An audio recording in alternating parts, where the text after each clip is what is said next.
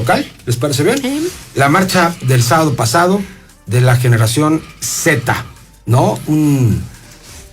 Así se le ha llamado, es una marcha de inconformidad, ya hay antecedentes en el mundo, lo que pasó en Nepal es muy significativo. Yo no veo todavía a una juventud en el país bien organizada para poder ejercer como movimiento, pero de que existe inconformidad existe, y de que nadie la puede tapar, ¿no? Que no pueden hacer digamos que dictámenes desde Palacio Nacional para decir quién sí está apto para poder marchar, quién no, quién se puede manifestar y quién no. Y eso es un asunto que suena a un totalitarismo y a una intolerancia que no se veía desde hace muchas décadas, Adriana. ¿Cómo vimos la marcha del sábado y los efectos en la vida nacional? Creo que disuelve dos ideas equivocadas que tenían un bando y el otro. Un bando pensaba que iba a haber más manifestaciones, no las hubo, pero el otro bando, el bando oficial, pensaba que iban a ser mucho menos y que se iba a limitar en efecto la generación Z. Lo que pasa es que eso convocó a muchos más que no son generación Z, son otros. Y sí hay razones, creo que es una generación poco vista. Nuestros políticos, en especial los que están en el gobierno, piensan que los jóvenes con que les des una tarjeta para el camión o una beca en dinero, cuando no estás viendo otras cosas. Son una generación que está viendo que a nuestros padres en promedio se podían hacer de una vivienda de interés social por ahí de los 29 años y ahora son 44 años de edad para que supongas tener acceso a un crédito y empezar a juntar para ello. Y una serie de problemáticas que no estamos viendo y que se juntaron ahí. ¿Y qué significa para el país? Yo creo que ha sido una prueba dura para el gobierno de Claudia Sheinbaum y a la que han respondido me parece que bastante mal, porque claro, siguen contestando con el discurso, no con la realidad. Jorge. Yo difiero, yo creo que es muy válido poder manifestarse. También se juntaron las dos marchas, por eso hubo algunos señalamientos se juntó la del sombrero de un malestar social generalizado, digamos, que se junta con esta marcha de la generación Z que toma banderas con lo ocurrido en Nepal, lo ocurrido en otros países, pero en circunstancias muy distintas, muy diversas.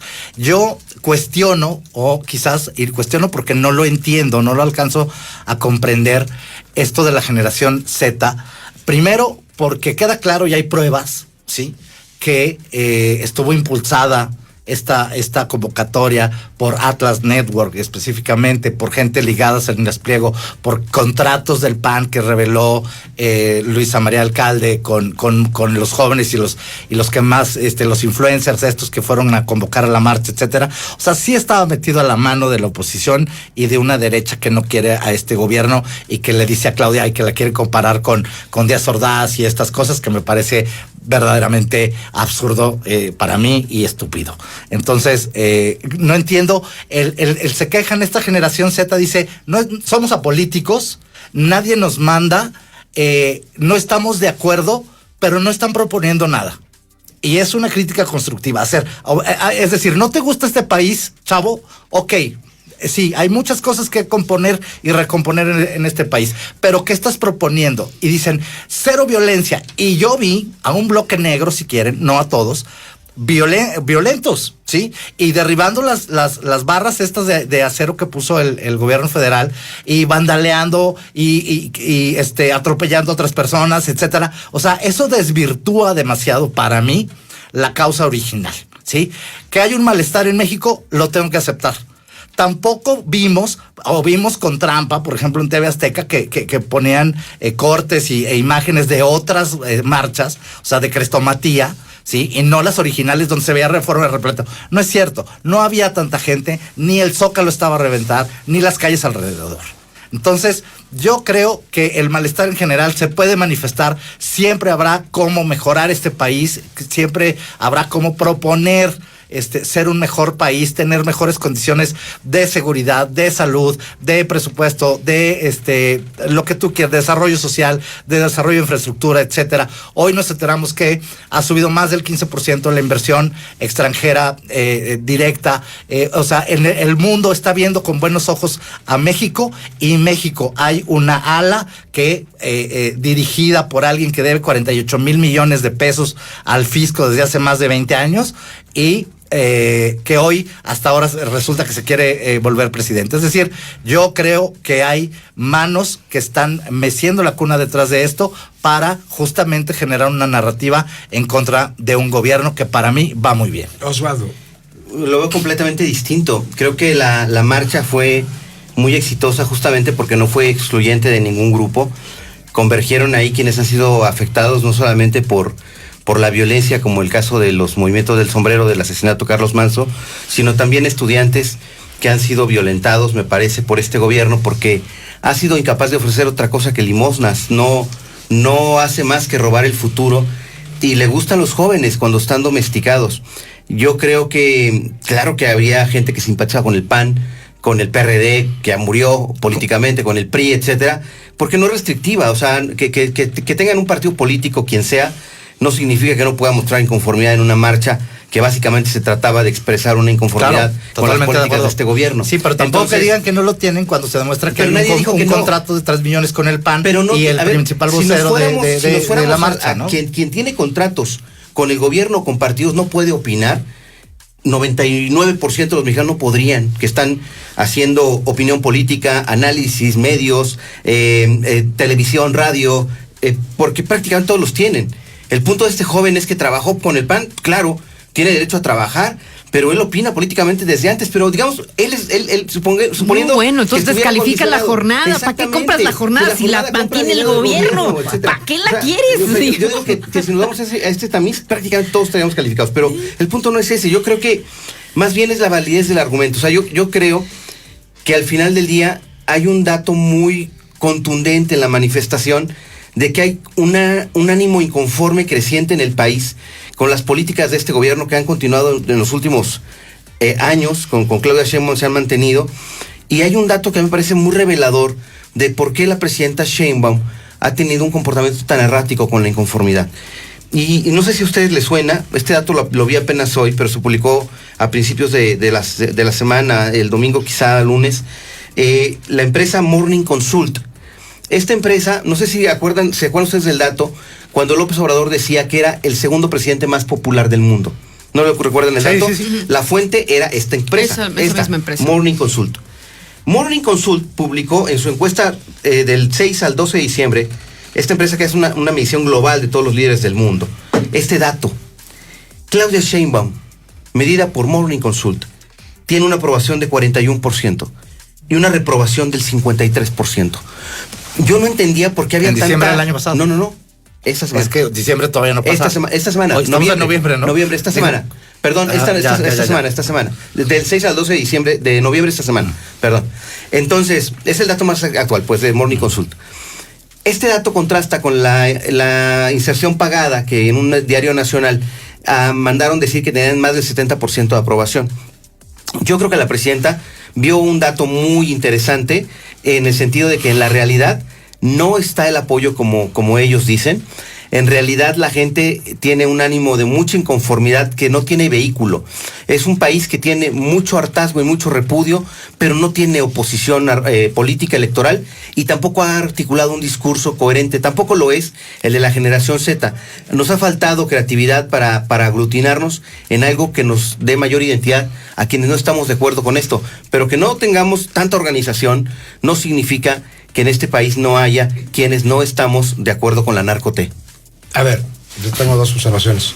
Uno, sobre el tema específico de la marcha del sábado, he visto muchas opiniones muy serias de que ese bloque negro que trabaja para la Secretaría General de Gobierno de la Ciudad de México, sí, que se inventaron desde la época de López Obrador hace más de 20 años. Así es. O sea, exacto, existe ahí, lo han usado indistintamente. En las marchas del 8M, el 2 de octubre no lo tocaron. En el 2 de octubre no lo tocaron. Bueno, ¿qué pasa? Pues que finalmente es esta herramienta que se usa para poder justificar la represión. Exactamente. Y entonces, en ese sentido, me parece que es muy, muy triste ver... O sea, son ellos los que se atacan a sí mismos. Sí, güey. Los granaderos al bloque negro. Al bloque negro, que son granaderos generan problemas. encapuchados. O sea, Sí. tú ves a la policía con una total falta de criterio persiguiendo mujeres desarmadas, señoras hasta en silla de ruedas, gasearon una niña. O sea, es estúpido pensar que la policía tenga esa escasez de criterio. Me acuerdo que cuando Atenco, que el PRD, la izquierda, cómo señaló, capitalizó eso, fue muy criticada la policía mexicana porque ni siquiera sabe someter, ni siquiera sabe, lo criticaban. Un uso legítimo de la fuerza. No, que por ejemplo, ves con el tolete volando por encima de sus cabezas. En ninguna policía realmente formada golpean con el tolete por encima de la cabeza, el golpe es más abajo. Y los ves acá y han pasado ¿cuántos? Más de 20 años y ya la tiene la izquierda, la policía, y está peor que nunca. Pero ahora justificando a los granaderos y justificando la violencia. No hicieron que lo desaparecieron. Se acabaron los granaderos. Pero a mí me parece que, a ver, hay que preguntarnos en qué le ayudaría al propio gobierno generar este choque para que los señalen como represores. Eso es lo que buscaba el grupo, que señalar a este gobierno como represor, como gorila, cambiar la narrativa de una marcha violenta, claro, lo que dijo Morena. Y a que mí dicen no que me son cuadra, violentos. A mí no me cuadra que eso lo haya provocado el mismo gobierno, para que le digan violento. O sea, no me cuadra. Es para justificar que la marcha fue violenta. Que los manifestantes son violentos. Es una marcha inválida. Exacto. Porque lo dijo la presidenta. Los reyes de la manifestación son ellos. Sí. Claro. Pues cuando has visto a un acarreado violento. Es un gobierno que incluso se permite decidir quién es pueblo, quién no. Exacto. No, es ridículo. Está muy complicado. O cuál marcha es legítima y cuál no es legítima. Bueno. ¿Le afectó a la presidencia? Sí. ¿Les pregunto? ¿Les pegó? Sí. ¿Les pegó? Yo creo que sí. No estarían tan nerviosos. Trump se pronunció en el tema, ¿no? O sea, están muy nerviosos, más nerviosos que nunca, en muchos términos. Yo sí vi videos reales, de cuentas reales, de gente, por ejemplo, si ustedes ubican, hay una, cerca del Palacio de Bellas Artes, está una estación de metro que se llama Salto de Agua. Pues se cerraron las puertas extrañamente, dejaron a la gente adentro. ¿Por qué? Porque venían con sombreros. ¿Sí? O sea, hubo una estrategia de disuasión así muy particular para que la gente no... Si tú vienes con tu familia, yo vi a la abuela de Carlos Manso, sí, también. de ruedas, ahí estuvo. Si vas con tu familia, si vas niños, adultos mayores, no importa, pues es una manifestación abierta, ¿no? Y ves que entrando al Zócalo empiezas a ver cómo golpean a personas los granaderos, ¿te metes? No, pues no llegas. Pues le piensas, ¿no? Hay un testimonio, Daniela Toussaint, búsquenlo por favor, está muy interesante y es una de las mujeres detenidas, la que aparece en el piso golpeada por granaderos en la cabeza y después del testimonio de lo que ocurrió, a dónde la llevaron, qué le dijeron, está bien interesante. Ahora, de la encuesta de la que tú hablabas, con la aprobación del 41%. Así es, Morning Consult. Esta fue referencia a la del Financiero, que se publicó el 7 de noviembre. Sí, un despliegue. Así es. Ajá, que tenía 70%. 71, 70. Y ayer alguien sacó 72, ¿no? También, sí. Bueno, el punto es que si tú se pones a analizar la del Financiero, que es un poco tramposa, que claro, a ella la gente le da un 70% de aprobación, pero no a cómo maneja las cosas. O sea, tiene unos graves problemas de respaldo en cuanto a su toma de decisiones. Miren, por ejemplo, ¿cree que el gobierno podría haber previsto la magnitud de las lluvias para alertar con tiempo a la población? Era previsible 41, no podía preverse 58. Está muy parejo el tema. O sea, no hay que también 41% de aprobación, pues es malo entre comillas. Claro, estás casi la mitad, ¿no? Es casi la mitad. Entonces, yo creo que más bien mucha gente sigue teniendo fe y no le carga la responsabilidad del país a Claudia, pero no significa que esté contento con cómo estén pasando las cosas. Sí. Y aún peor, ¿no? Y eso se lo podemos bajar a estados, a municipios, a instituciones. Y en este momento la gente, yo creo que sí está empezando a despertar y a darse cuenta que el modelo no está funcionando. Le están trasvasando los problemas del gobierno a la presidenta, lo que no pasaba con López Obrador. No está funcionando. ¿Qué proponen? No, pues yo creo que cambio tendría de que política. buscarse un nuevo modelo en el que haya en primer lugar diálogo. Sí, que hay un cambio de política puede ser tan amplio como... demasiado naif, pero pues yo sí creo como que hay que cambiar de color, ¿no? O sea, no podemos seguir diciendo zurdos de mierda, ¿sí? Y la derecha ultraconservadora que se descalifica cada mañana. O sea, yo estaba oyendo por ejemplo el tema de Salinas Pliego. Sí, claro. Me parece un ataque muy fuerte. Da resultados. Todo el mundo esperaba, por ejemplo, que Milei en Argentina perdiera la elección intermedia. La ganó.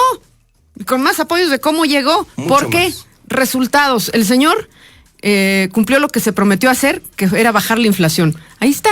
Tiene muchos defectos, es un facho, es un derechoso, sí. Pero dio resultados y es lo que no están viendo en este momento. A ver, les voy a echar una pregunta nada más para cerrar este bloque. A los tres les quiero preguntar. ¿Cuánto dinero le va a hacer pagar la Corte a Salinas Pliego? 48 mil millones. 48 millones. Imagínense 48 mil millones de pesos. Es el presupuesto anual de un estado. Más o menos, mediano sí. chico. Sí. Yo creo que por ahí anda Zacatecas, Aguascalientes, por ahí. Sí, claro. Ok, en ese sentido. Imagínense, ¿qué va a hacer el gobierno con ese dinero? Perdón que lo diga, lo va a regalar. O se los van a robar otros güeyes. Se lo va a inyectar a Pemex para que sigan haciendo contratos. O se lo van a desaparecer. Bueno, entonces que no pague Ricardo Salinas y háganlo presidente del pinche usurero. Significa por favor. generar empleos con 48 mil millones de pesos. No que pague, claro, pero... Digo, yo no soy fiscalista, no sé si está bien o está mal la ecuación la fórmula que se aplicó para que Salinas pagara todo esto. También debe en Estados Unidos. Pero pues en los últimos reportes tenía 5 mil millones de dólares. De cualquier manera, a lo que me refiero es, ¿hasta dónde estamos nosotros, solo porque me cae bien o me cae mal, solo por polarizar, tomando una postura sin ver la realidad? Esa es mi propuesta, Jorge. Empezar a ver más los hechos y dejar de colgarnos de ideologías estúpidas que nos confrontan y que nos desgastan. A ver, es que Hacienda no tiene ideologías. O sea, a ver, los 48 mil millones, dices, a ver, ¿qué les vas a hacer a los 48 mil millones? Que los pague y que los invierta el gobierno federal, lo mismo que los 11 mil pesos que me cobró el mes pasado a mí. O sea, ¿por qué decir es una bolsa distinta? Es una bolsa de lo que recauda este país y de lo que todos pagamos impuestos, y ese señor no. No todos, el SAT es muy discrecional, por ejemplo, no ve los casos de lavado de dinero de las empresas financieras de Poncho Romo. ¿Eso no lo vio? Pues que lo haga. Ni tampoco, a ver, ¿cuánto tiempo llevamos? Es increíble. Se aventaron una investigación de inteligencia espectacular para decir, la generación Z, ¿de dónde sacaron el contrato del niño del PAN? Por supuesto. Y lo de la barredora, y Adán Augusto sigue tan Adán campante. Augusto, que no declaró sus Mira, te doy un ingresos. dato más escalofriante que hoy también veía en la tarde. Número de fallecidos en la línea 12 del metro 26. Detenidos vinculados a proceso, 0. Número de muertos en la manifestación del domingo, 0. Número de detenidos vinculados a proceso acusados de tentativa de homicidio, van a ser más de 10. Eso es Morena. Antes de pasar a los temas locales, no quiere nada Morena, qué licenciado, un tipo llamado Jorge Armando, presunto autor intelectual de la célula del cártel de Jalisco Nueva Generación, que mató a Carlos Manso. ¿Opiniones rápido? Vaya, me agarraron otro tirador. Y no creo que ese muchachillo al que asesinaron en el lugar sea el único, ni la última pieza, ni todo completo. Sí, a mí me parece que hay muchas cosas que explicar en eso. Yo creo que el muchachillo que nos presentan al final y que dicen que es el tirador, no es el tirador original, no era el desde la sudadera blanca, ni siquiera se parecen, y además lo ajustician. Es decir, hay un homicidio, digamos ahí, extrajudicial, porque hay videos que está... ahorita no me acuerdo si es Alejandro Gabriel Lizárraga de Los Angeles Times, ha consignado muy bien, ha dado seguimiento muy, muy puntual sobre eso, porque hay videos en los que todavía le dicen, ¿para quién trabajas, hijo de tu, sabe qué? Ya estaba sometido, no era necesario que le metieras un tiro. Pero si le preguntas es porque estaba vivo. Sí, claro. ¿Sí? Entonces lo matan después. Y entonces hay muchas todavía vacíos en la reconstrucción de este asunto. Hoy están dando resultados, bueno, pues para eso están, ¿no? Muy extraño, porque incluso en los datos que presenta Harfush, dice que hay por lo menos otros 2 personajes presentes dentro de la red de ejecución del homicidio. Del homicidio. Del que se reportaban a través de que aparecieron sus cuerpos. Ajá. O sea, también fueron ejecutados posteriormente. Borraron cabos sueltos, ¿no? Y anuncia que habrá más detenciones de autores intelectuales porque habla de una red de gente que tramó esta suerte de maquinación perversa para privarlo de la vida. Algo que me llamó la atención es que la instrucción que tenían los ejecutores de este crimen era actuar independientemente de las condiciones o que estuviera y si tenía protección. ¿Sabes cómo actúan? Redes, ¿no? Es Brutal. que estos dos, ha habido muchos casos de eso.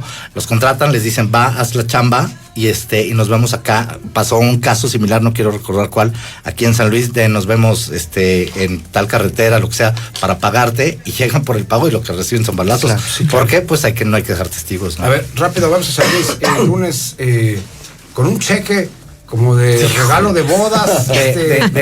Me ganó la Teletón, frase ¿quién sabe? Jaime Era de Hernández Teletón, hoy, de como de Teletón. Teletón. Jaime Hernández me ganó la frase, porque yo le había dicho el domingo, como de concurso de los 90, ¿no? De Le ganaste, le pagaron con 206 millones de pesos. ¿Cómo permitió el rector eso, por favor?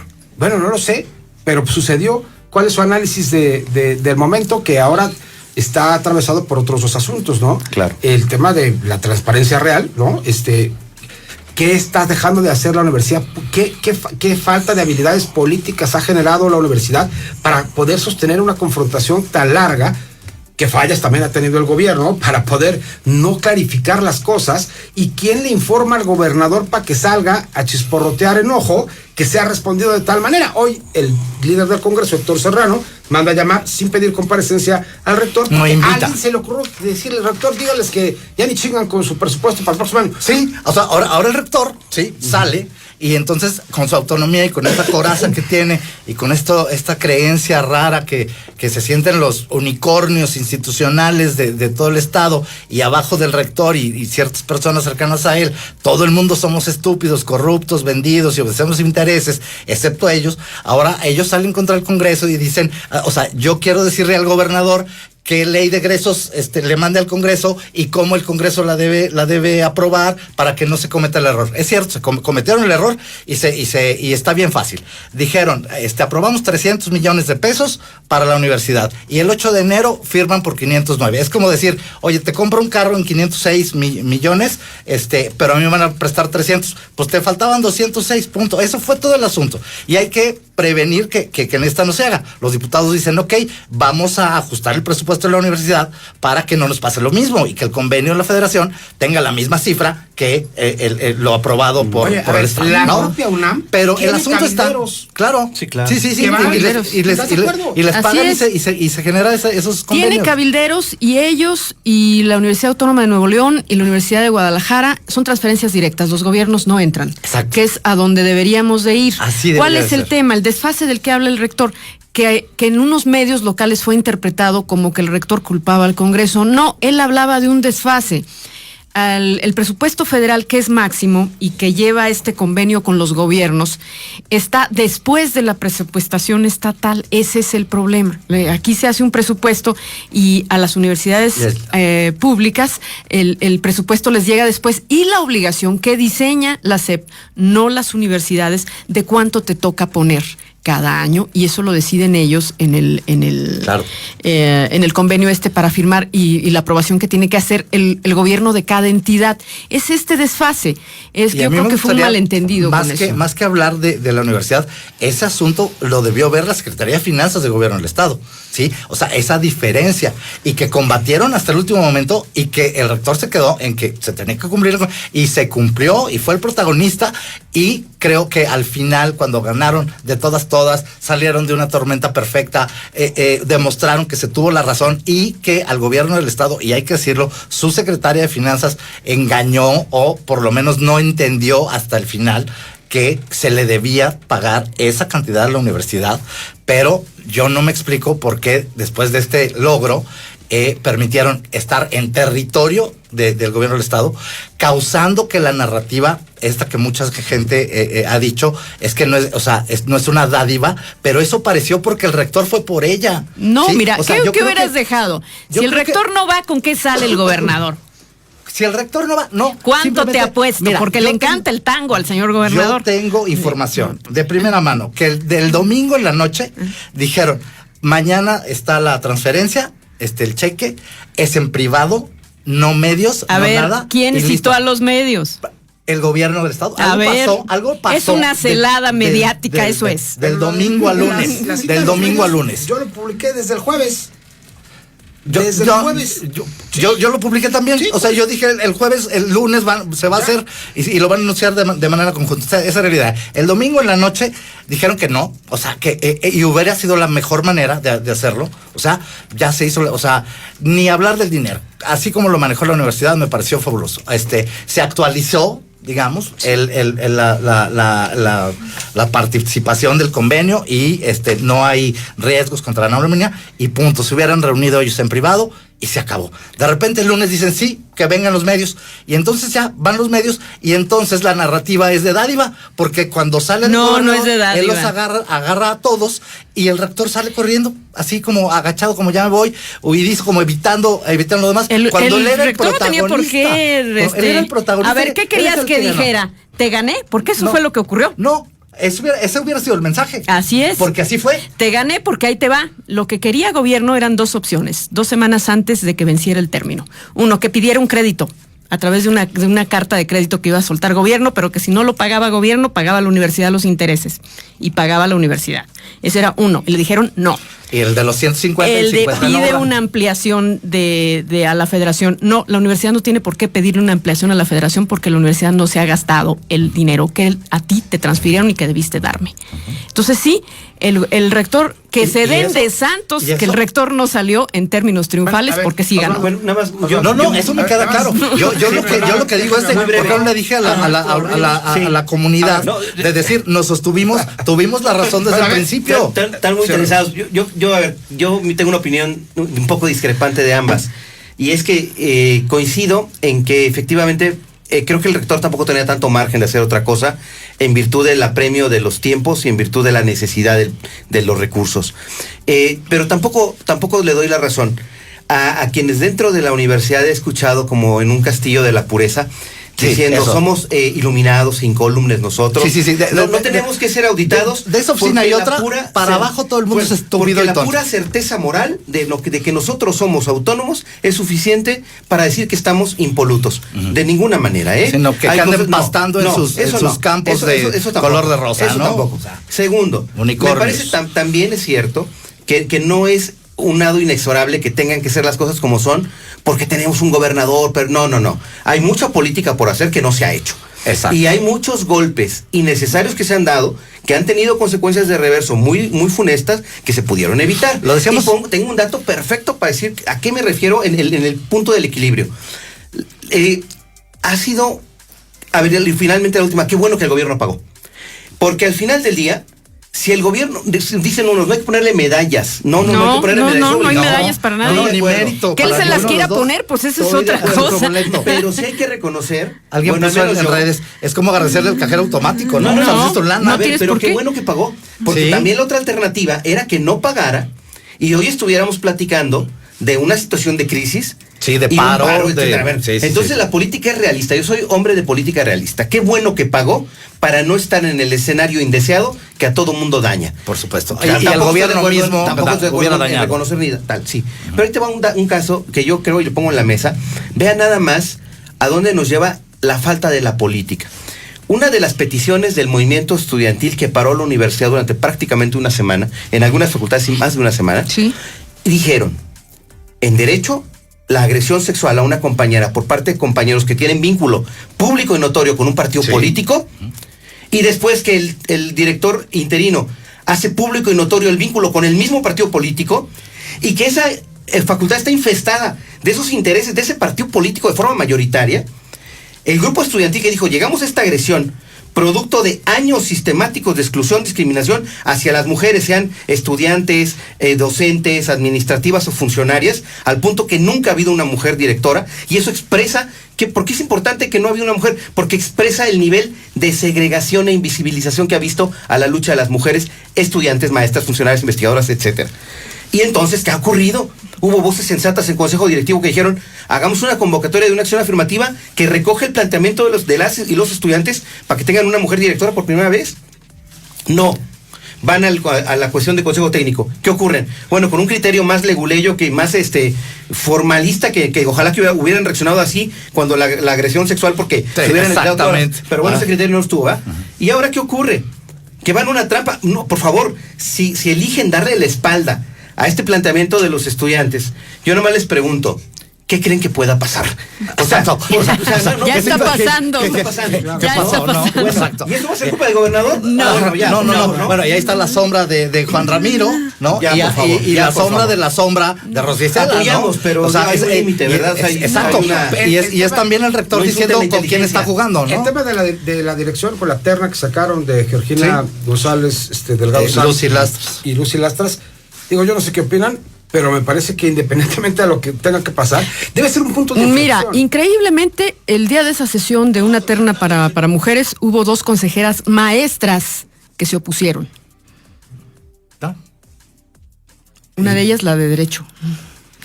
Es que derecho, Okay. derecho es el epicentro. La otra de del las hábitat. cosas en la universidad. Es increíble. Ajá. Y se tendría que haber tratado No le diferente. entendieron. Y luego, yo no sé, la terna que se escogió, como a lo mejor mucha gente no está familiarizada, quienes eligen y depuran las ternas son los consejos técnicos de cada facultad.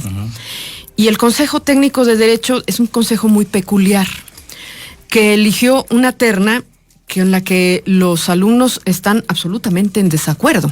Así es. Y ya hay una serie de tensiones esta tarde, y yo creo que el Consejo Técnico Consultivo se le olvidó una cosita.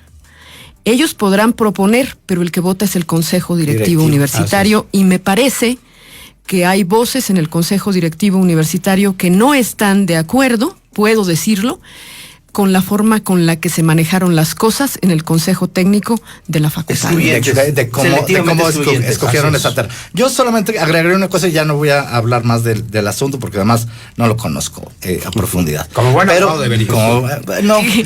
Dios mío. Ahora voy a hacer restaurante. Fíjate que lo único que quiero decir es que si es Lucy Lastras la próxima directora de la Facultad de Derecho, es también la primera apuntada a suceder a Cermeño. Esa es mi opinión. ¿Usted? Que ojalá que el Consejo Directivo rehaga esta suerte de galimatías jurídico donde a discreción tumbaron expedientes, como se acuerdan de la problemática del hábitat, Sí. que justamente pasó por eso, Sí. y una buena solución es, pues manda a todos los que se inscriban. Mándalos, súbelos a todos y que el consejo reciba, ¿no? Así Salvo es. el tema de requisitos insalvables. Pero no, se pusieron a depurar de tal forma que curiosamente quedaron puros afines. Así es. Mi querido Y- Chuy, me permites nada más un... Sí, sí, ya lo sé, pero es muy importante para mí. Yo quiero mandarle un saludo respetuoso al rector de la universidad. De verdad creo que es un buen hombre, un hombre íntegro, que inmerecidamente me ha tratado muy bien. Ha sido un hombre muy gentil. Creo que es un hombre de valores. Sin embargo, no estoy de acuerdo en muchas cosas de cómo hacen las cosas en la universidad, y también las puedo decir y tengo esas libertades para hacerlo. No obstante, tengo otras razones fundamentadas y creo que muy válidas como medio y como persona para anunciar y avisar que después de este programa en el que tuvimos que tocar estos temas, yo evitaré dar ninguna opinión respecto a la Universidad Autónoma de San Luis Potosí. Les agradezco, de verdad, digo a los maestros, a las maestra que te quiero mucho, amigos maestros, amigos alumnos, amigos administrativos, a todos, funcionarios, etcétera, pero ya, me agoté. Gracias, Jorge. Gracias, querido Osvaldo. Gracias. Gracias, maestra, buenas tardes. Maestra Adriana Ochoa. Gracias a ustedes por escuchar La Mesa Cuadrada.